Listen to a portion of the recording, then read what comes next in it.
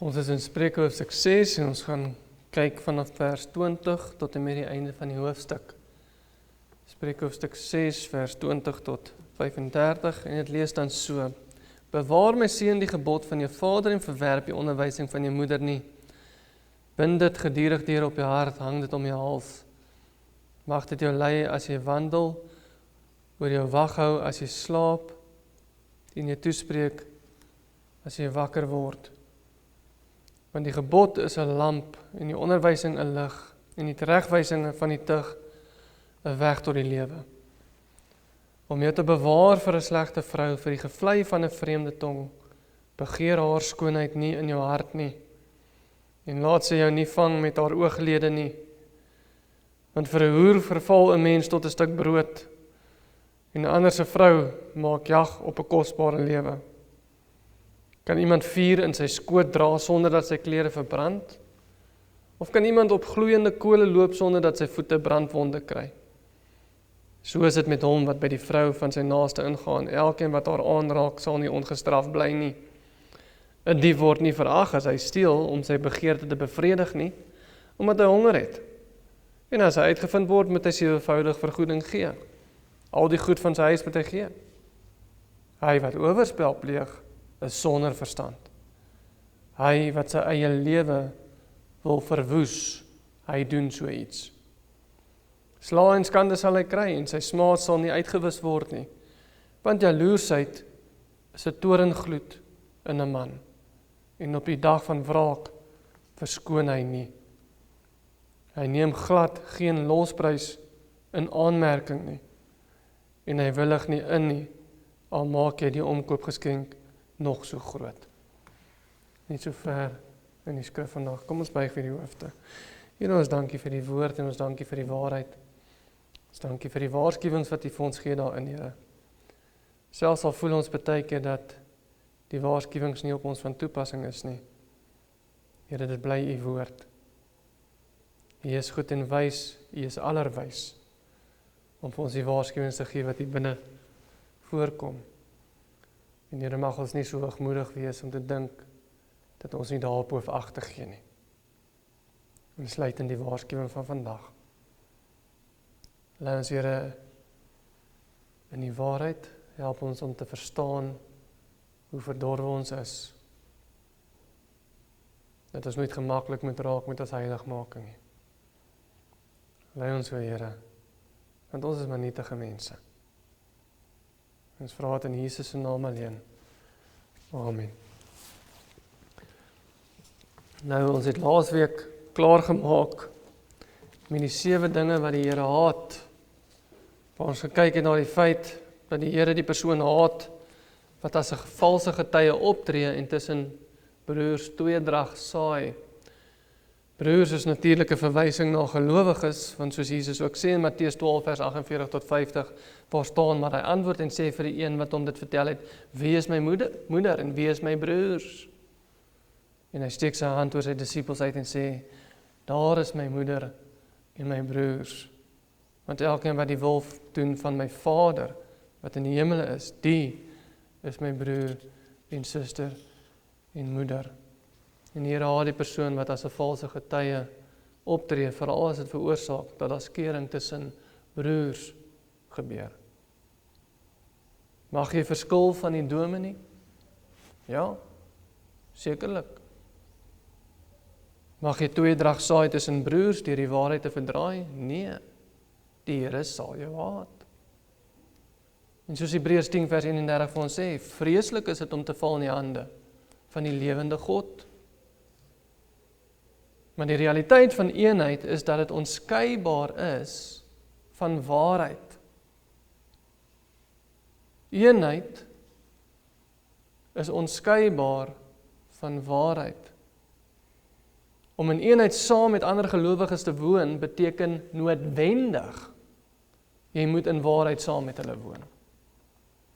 Want as jou eenheid nie in waarheid is nie, waarin is jou eenheid?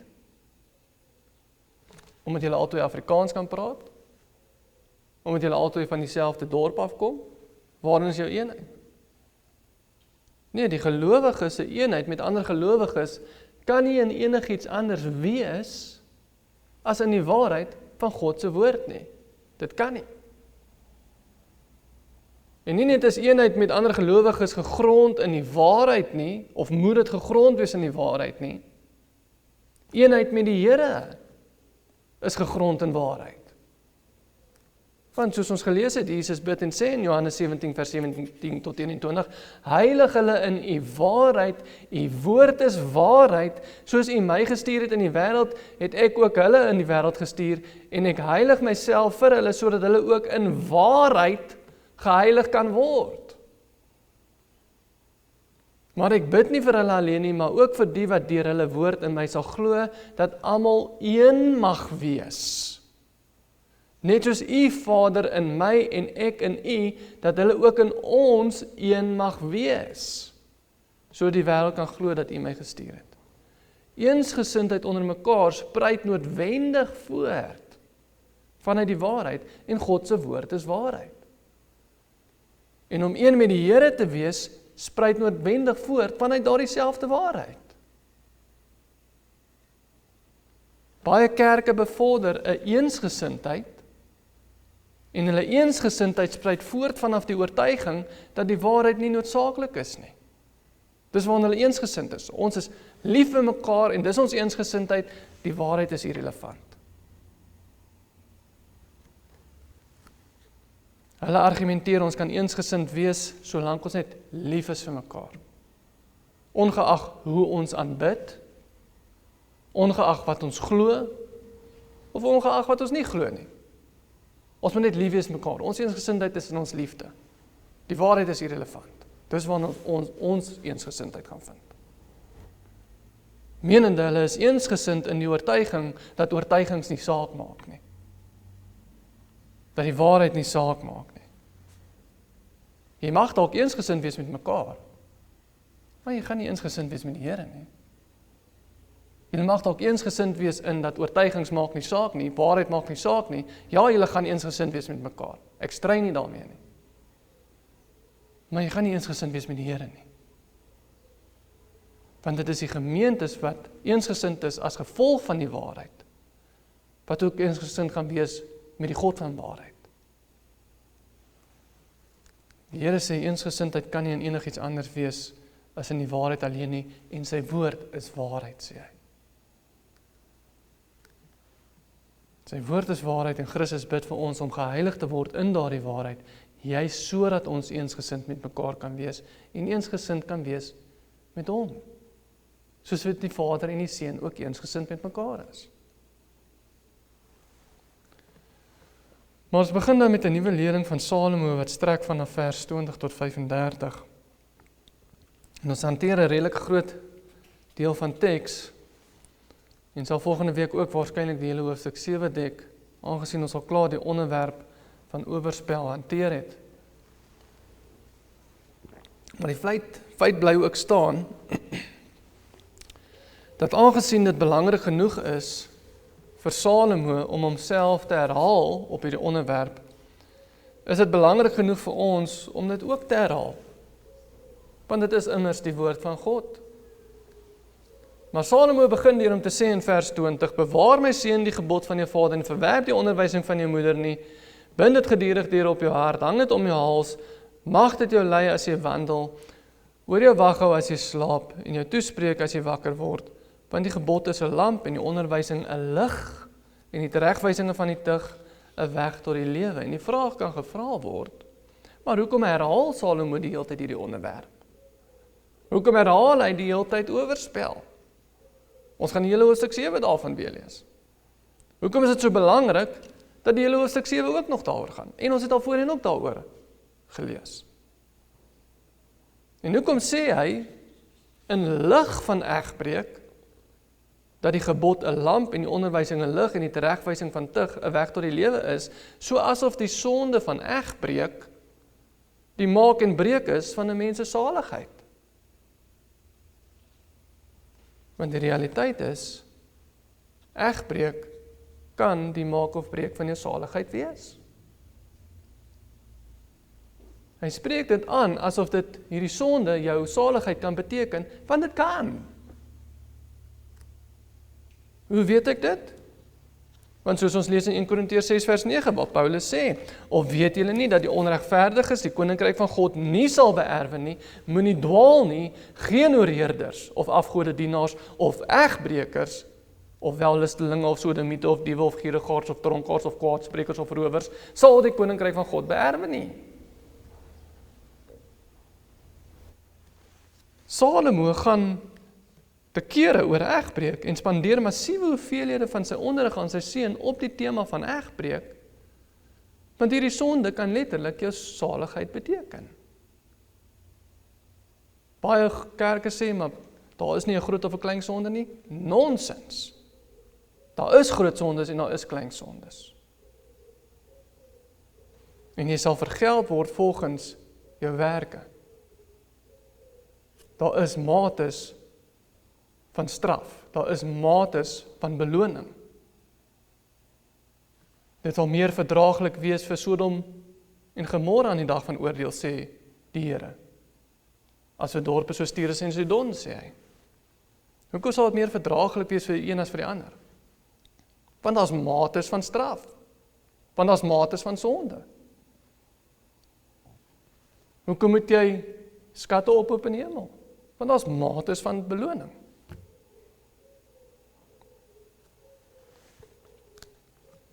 Dit is 'n leer van die duiwel, van die putte van hel, om te sê, daar is nie groot en klein sondes nie, alle sondes is dieselfde. Hoekom sê mense dit? Want hulle wil hulle groot sondes klein maak. Hulle sê dit nie omdat hulle klein sondes groot wil maak nie, dit weet ek. Hulle sê dit want hulle wil hulle groot sondes so klein soos die res van die sonnetjies maak. My egbreek is eintlik maar dieselfde as om 'n potlood te steel. Alle sondes is nie dieselfde nie. Salomo gaan te kere oor egbreek en spandeer massiewe hoeveelhede van sy onderrig aan sy seun op die tema van egbreek.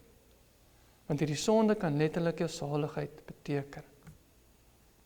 En Salomo weet dit, want dit is presies wat met hom gebeur het.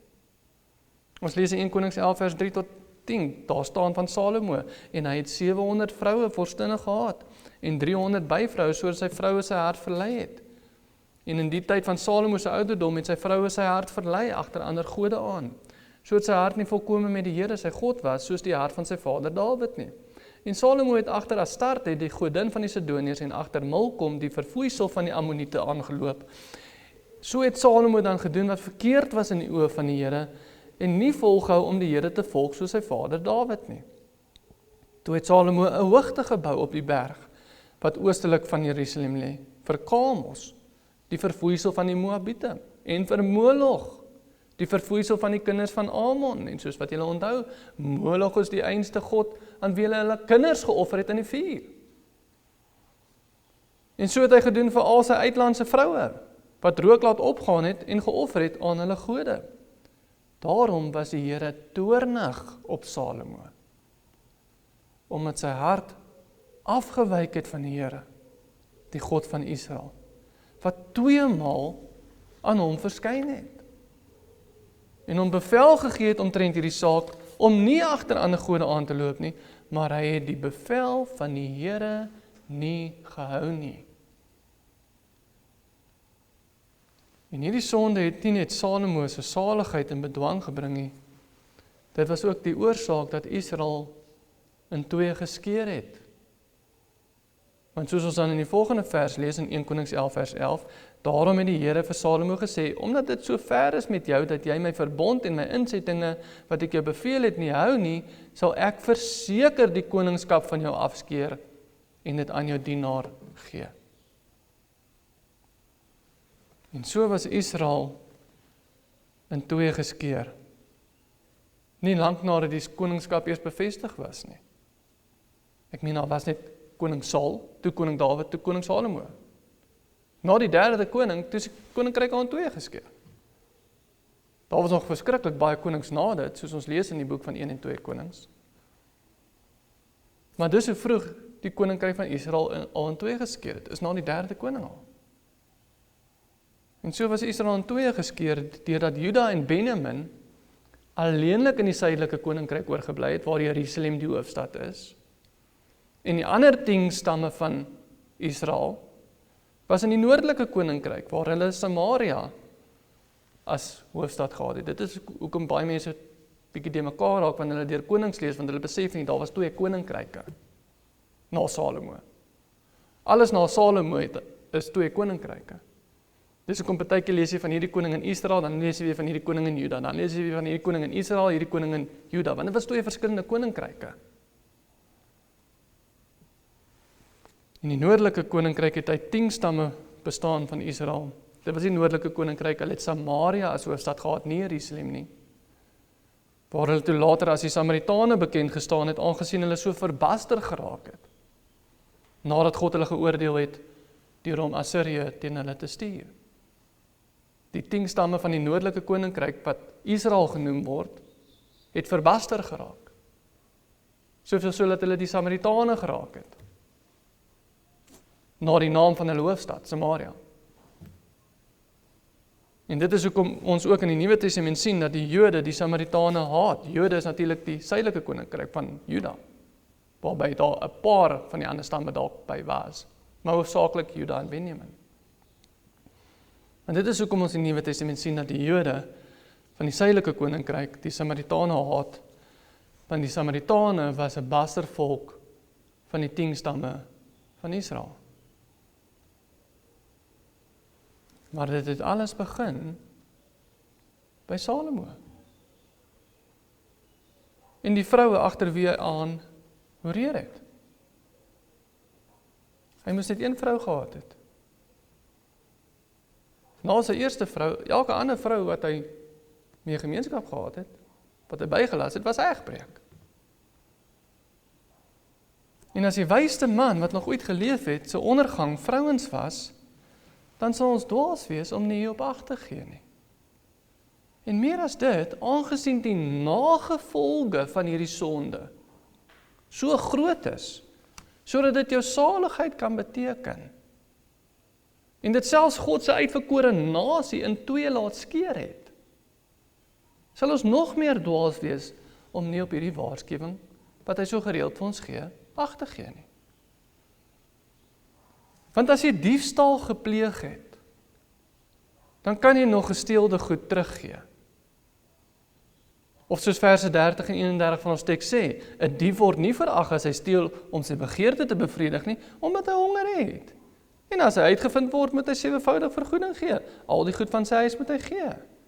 En al moet hy 7voudig teruggee, hy kan ten minste iets teruggee, om die saak reg te stel. Hy kan dit regstel, en nadat hy 7 keer teruggegee het, dan is dit reggestel. Dit is nie meer 'n probleem nie. Maar soos vers 32 en 33 gaan sê, hy wat oorspel pleeg, is sonder verstand. Hy wat sy eie lewe wil verwoes, hy doen so iets. Want jy gaan jou lewe verwoes. Jy gaan nie 7voudig kan teruggee nie. Sla en skande sal hy kry, en sy smaad sal nie uitgewis word nie. Jy kan nie 7voudig teruggee nie. Daar is 'n verskil tussen sondes. Sy smaad sal nie uitgewis word nie. En soos vers 34 en 35 sê, die ander man, wie se vrou dit is met wie hy oorspel pleeg, gaan nie 'n omkoopgeskenk aanvaar nie. Al gee hy vir hom 100voudig terug, hy gaan dit nie aanvaar nie. Daar is niks wat jy vir hom kan gee om dinge reg te stel nie. Om 'n man se besittings te steel is een ding, want jy kan 7voudig teruggee. Om 'n ander man se vrou te steel, dis 'n ander saak. Dis 'n ander sonde. En jy sal nie daarvan vrykom nie. Dit is onmoontlik om jouself daarvan vry te koop. En daarom sê vers 27 en 28 ook vir ons, kan iemand vuur in sy skoot dra sonder dat sy klere verbrand? Of kan iemand op gloeiende kole loop sonder dat sy voete brandwonde kry? Jy gaan nie oorspel kan pleeg en ongeskonde daarvan wegloop nie, want nie Dawid of Salomo kon dit regkry nie. Nou die gevaar van enige sonde kom in wanneer ons onder die indruk is, eerstens, dat ons immuun is daarteen. Dis die gevaar van enige sonde. Eerstens dat ons dink ons is immuun daarteen, of tweedens dat ons dink dat ons daarmee kan wegkom. Maar jy gaan nie met oorspel wegkom nie. Want soos ons teks ons leer, kan iemand met vuur in sy skoot loop sonder dat sy klere brand, of kan iemand op gloeiende kolle loop sonder dat sy voete brandwonde kry. So is dit met hom wat by die vrou van sy naaste ingaan, elkeen wat haar aanraak, sal nie ongestraf bly nie. Jy gaan nie al mee wegkom nie. Punt klaar en verby. Jy gaan ook eers vergoeding kan doen daarvoor. Maar meer op die ander punt, die gevaar van sonde kom ook in, wanneer ons onder die indruk is, of dink, dat ons immuun is daarteen. Menende om te dink, dit is nie in jou, om 'n sekere sonde te pleeg nie, omdat jy onder die indruk is, dat jy nie die vermoë het, om 'n sekere sonde te pleeg nie. Die gevaar van sonde kom in, as ons nie die verdorwenheid van ons vlees begryp nie. Paulus het dit begryp. En daarom het hy ook gesê in Romeine 7 vers 24 en 25, ek, ellendige mens, wie sal my verlos van die liggaam van hierdie dood? Ek dank God deur Jesus Christus ons Here. Hoekom noem hy homself 'n ellendige mens? Want hy begryp sy eie verdorwenheid. Hy skryf vir die gelowiges in Korinthe, in 1 Korintiërs 10 vers 1 tot 12, daar staan, want ek wil nie hê, broeders, dat julle nie sou weet nie, dat ons vaders almal onder die wolk was, en almal deur die see gegaan het. En almal in Moses gedoop is in die wolk en in die see, en almal dieselfde geestelike spys geëet het. Hulle het almal dieselfde geestelike spys geëet. En almal dieselfde geestelike drank gedrink het, want hulle het gedrink uit 'n geestelike rots wat gevolg het, en die rots was Christus. Met ander woorde, hy verwys na al die Israeliete, hulle vaders soos hy hulle noem, wat uit Egipte gevlug het, waarby almal ook dieselfde geestelike kos gevoer was. Of soos Paulus dit stel, hulle het almal gedrink uit 'n geestelike rots wat gevolg het, en die rots was Christus. Hulle het die woord van God gehad. Hulle was daarmee gevoer, hulle het dit gehoor, net soos wat ons dit hoor.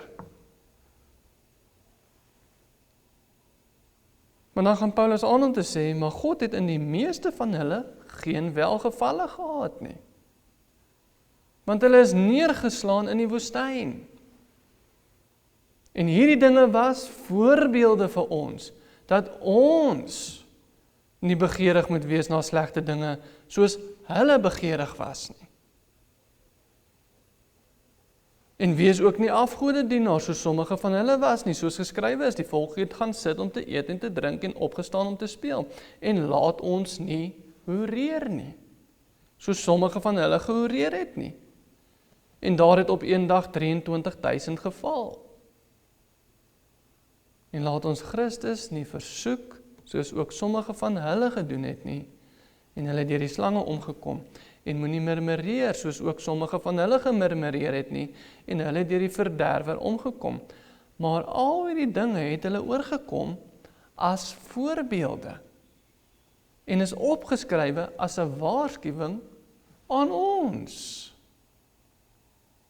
op wie die eindes van die eeue gekom het. Daarom, wie meen dat hy staan, moet oppas, dat hy nie val nie. Baie mense is onder die wanindruk dat Christus nie betrokke was in die Ou Testament nie, want dit is godslasterlik om dit te sê. Want dan skei jy die drie-eenigheid, en die drie-eenigheid kan nie geskei word nie. Christus was daar. Dit was die rots waarvan hulle ook gedrink het, sê Paulus. Paulus sê, daardie Israeliete moes Moses gevolg het, of wat Moses gevolg het almal die woord van God gehad. Hulle het almal dieselfde geestelike spys geëet, sê Paulus. Maar hulle het ook Christus versoek, en omdat hulle Christus versoek het baie van hulle gesterf. Hoekom is al hierdie dinge opgeskryf sodat ons daarvan kan lees?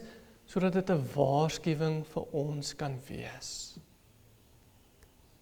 Nie aan ongelowiges nie. Dis nie 'n waarskuwing vir ongelowiges nie. Dis opgeskryf sodat dit 'n waarskuwing vir gelowiges kan wees. Wat die geestelike spys kry. En wat is die waarskuwing? Moet nooit meen dat jy staan nie. Moet nooit meen dat jy mos gevoer word met geestelike spys. En met die woord van God, en so is jy ook immuun teen enige sonde nie. Maar al die dinge het hulle oorgekom as voorbeelde en is opgeskryf as 'n waarskuwing aan ons, op wie die eindes van die eeuw gekom het. Daarom wie meen dat hy staan, moet oppas dat hy nie val nie.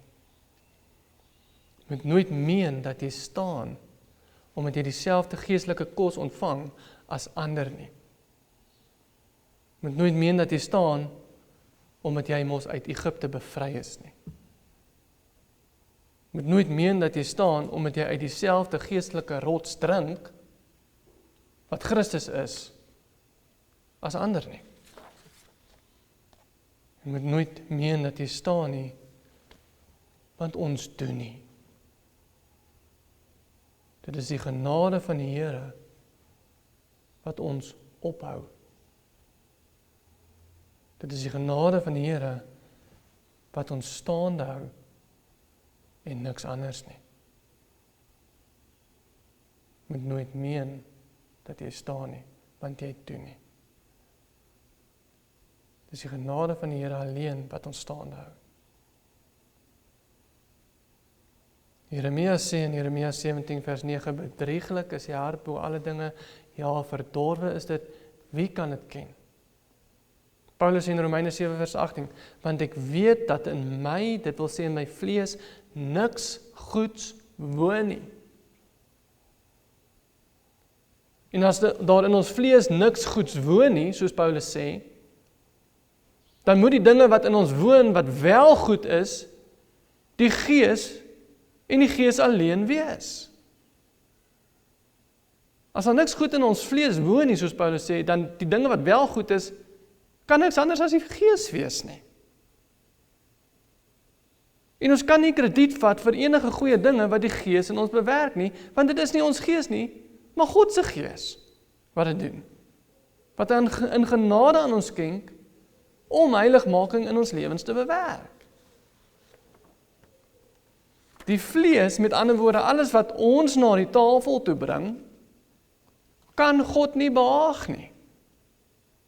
Inteendeel, Paulus sê van die vlees in Romeine 8 vers 6 tot 7, want wat die vlees bedink is die dood, maar wat die Gees bedink is lewe en vrede, omdat wat die vlees bedink vyandskap teen God is, want dit onderwerp hom nie aan die wet van God nie, want dit kan ook nie. Galasiërs 5 vers 9 tot 21, en die werke van die vlees is openbaar, naamlik oorspel, hoerery, onreinheid, ongebondenheid, afgoderry, towery, vyandskap, toos, jaloersheid, toornigheid, naaiwer, tweedrag, partyskap, afguns, moord, dronkenskap, brassery en dergelike dinge. Dis die dinge wat die vlees na vore bring. Dit is die werke van die vlees. Dit is die natuurlike neiging van ons sondige vlees. En laat ons nie vir een oomblik dink dat dit nie is nie. Want wie meen dat hy staan, moet oppas dat hy nie val nie. Die gevaar van sonde is wanneer ons onder die indruk is dat ons immuun daarteen is.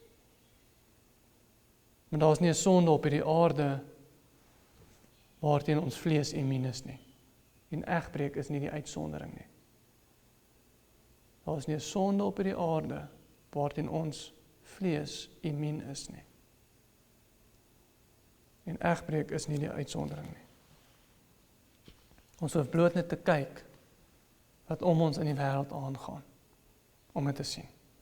En ek sal verbaas wees, as daar enige van ons is, wat nie iemand ken, wat egbreek al gepleeg het nie. Ek sal verbaas wees as een van ons nie van iemand ten minste weet.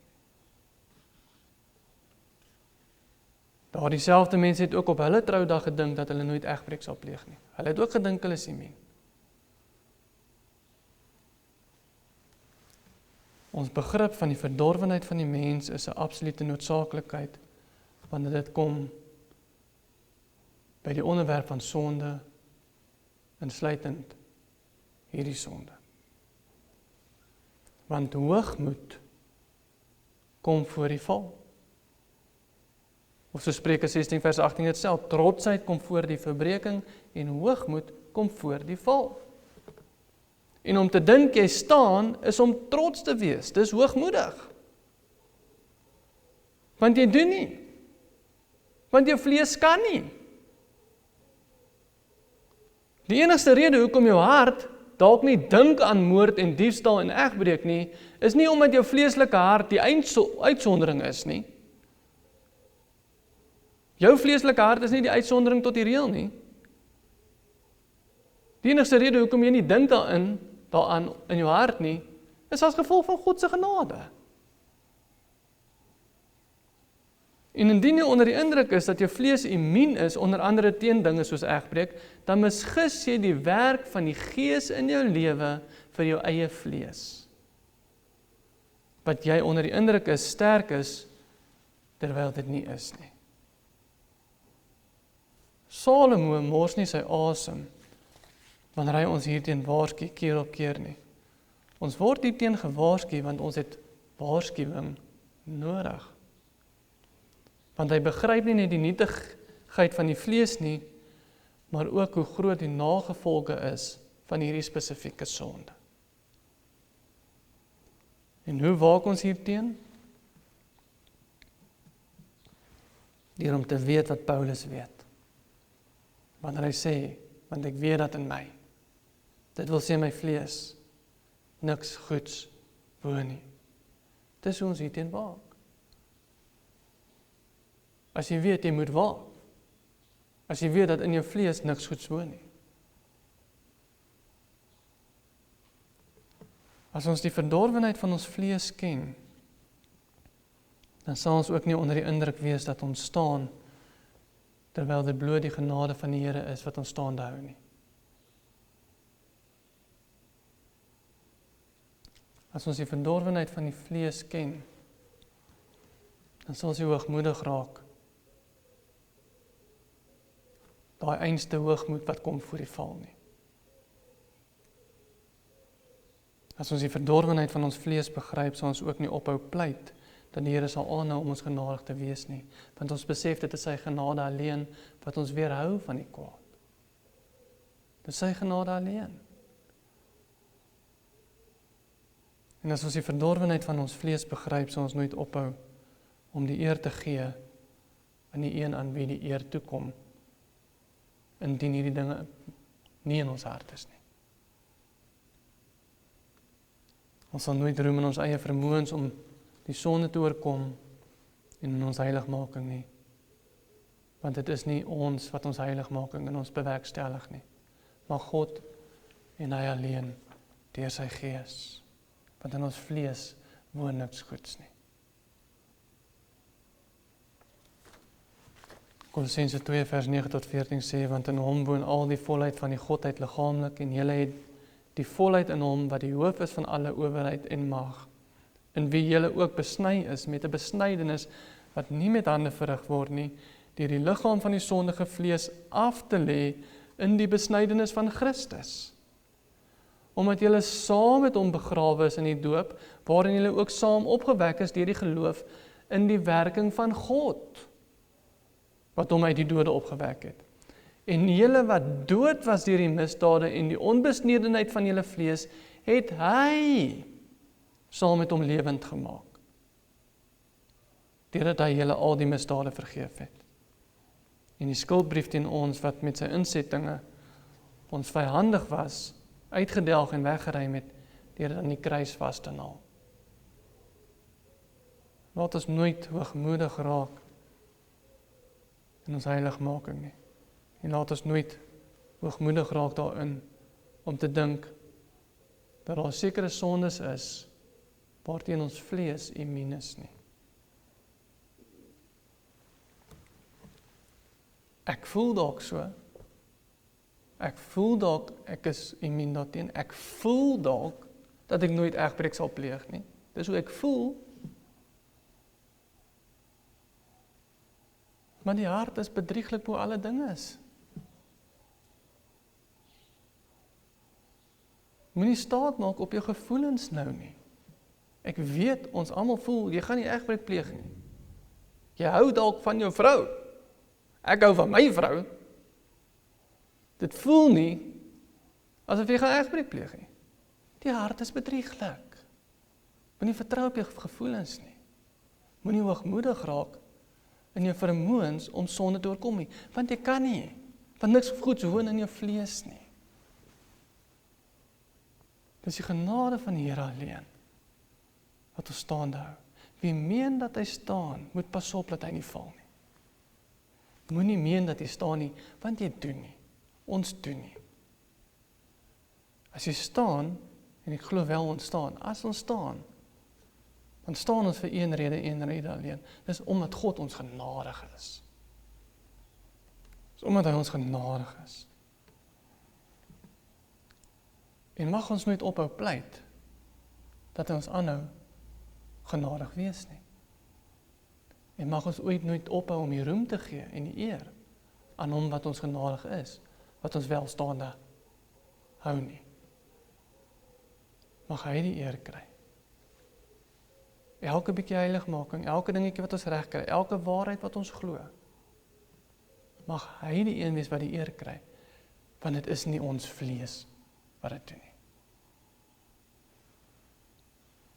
Inteendeel, die Gees doen dit, ten spyte van die feit dat die vlees daarteen beklei. Alle lof, alle eer, aan alle aanbidding, kom die naam bo alle name toe, Jesus Christus. Amen. Kom ons sluit die oë. O Here, ons kan U net loof en prys vir U genade. En dat Here daar al so baie sondes is wat ons nie eers aan dink in ons hart nie. Mens kyk dalk na hierdie sonde van egbreek. Die mense is geneig om te dink dis nie van toepassing op ons nie, want dis in elk geval nie in ons harte nie. Maar Here, mag ons nooit vergeet hoekom dit nie in ons harte is nie. Omdat U genade so groot is. Here, ons hoef net na die wêreld om ons te kyk om te sien dat dit wel in mense se harte is. Algemeen. Maar Here, dit wat ook algemeen in ander mense is, in die wêreld is, het U deur die genade van ons al weggeneem. Maar Here, mag ons dit nooit vergeet nie.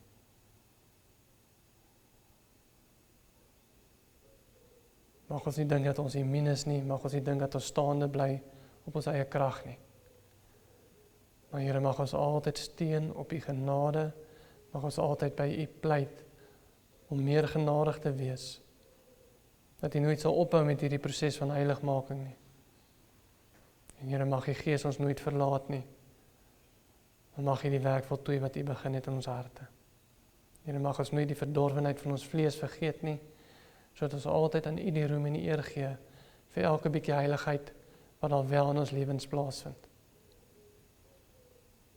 En Here, bewaar ons teen die sonde, want U alleen kan dit doen. En daarom kan ons ook bid in die gebed, lei ons nie in die versoeking nie. Here, want is U wat dit kan bepaal. Lei ons nie in die versoeking nie, maar verlos ons van die bose. Want aan U hoor die krag en die koninkryk en die heerlikheid, tot in alle ewigheid. Ons loof en prys U heilige naam. Amen.